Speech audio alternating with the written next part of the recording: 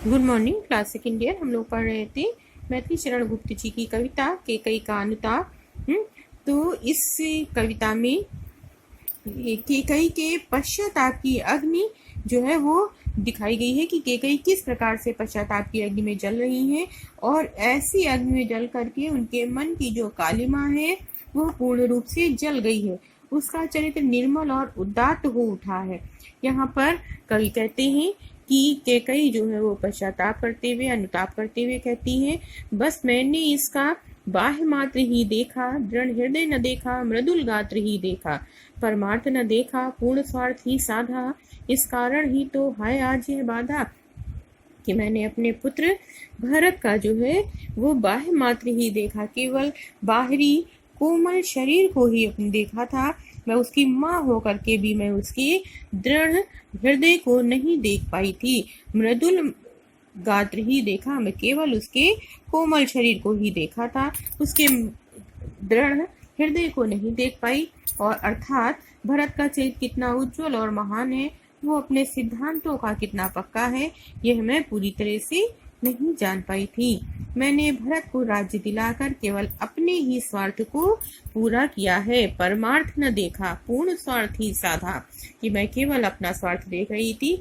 मैंने दूसरों के कल्याण के बारे में कभी भी ध्यान नहीं दिया है।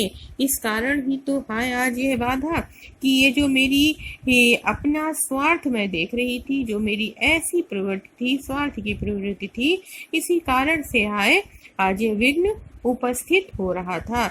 यदि मैं परमार्थ को देखती, परमार्थ का ध्यान रखती, तो राम को वनवास न दिलाती, तो आज यह दुर्दिन देखने को नहीं मिलता।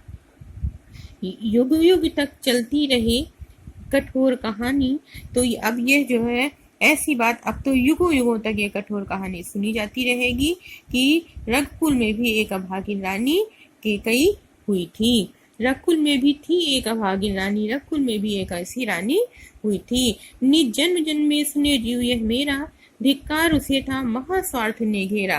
कि मेरा जो निज जन्म जन्म में सुने कि मेरे प्राण भी जो है जब तक सदगति को नहीं पाऊंगी, जन्म जन्मांतरों तक मेरे प्राण यही बात सुनते रहेंगे कि रघुकुल की रानी थी, उसे धिक्कार है, जिसे घोर स्वार्थ ने घेर लिया था, जो स्वार्थ के वशीभूत होकर के जिसने ऐसा अनुचित कर्म किया था, उसने धर्म का विचार बिल्कुल छोड़ दिया था। धिक्कार उसे था महास्वार्थ ने घेरा, कि ऐसी रानी को धिक्कार है जिसे महास्वार्थ ने घेर लिया है। 100 बार धन्य वह एक लाल की माई, जिस जननी ने जय जना भरत सा भाई। तो केकई की ऐसी जो है वो पश्चातापूर्ण दुखपूर्ण बातों को सुन करके सभा में जितने लोग बैठे थे सभी उनकी इस बातों को सुनते हैं। भगवान श्री राम जो है उन्होंने जब ऐसी बातों को सुना तो भगवान राम जो है उनकी सब 100 बार धन्य वो एक लाल की माई, श्री राम चंद्र जी जो है वो बोल उठते हैं कि ऐसी 100 बार जो है उस लाल की माता को धन्य है, वो धन्यवाद की पात्र हैं, धन्य है जिस जननी ने है जना भरत सा भाई, जिन्होंने भरत जैसे पुत्र को, भरत जैसे भाई को जन्म दिया है। ऐसी माता धन्य के योग्य हैं। पागल सी प्रभु के साथ सभा चिल्लाई, 100 बार धन्य वो एक लाल की माई। जब भगवान राम ने जो है वो ऐसी माता को धन्य धन्य कहा, तो उनके साथ जितनी जन वहाँ की सभा बैठी हुई थी, वहाँ अयोध्यावासी जो साथ में बैठे हुए थे, पागल सी प्रभु के साथ सभा चिल्लाई, उस सभा के सभी लोग एक साथ चिल्ला उठे कि धन्य वो 100 बार धन्य वो एक लाल की माई की, 100 बार ऐसी माता, एक पुत्र की माता धन्य है जिन्होंने भरत जैसे भाई को जन्म दिया हुआ है।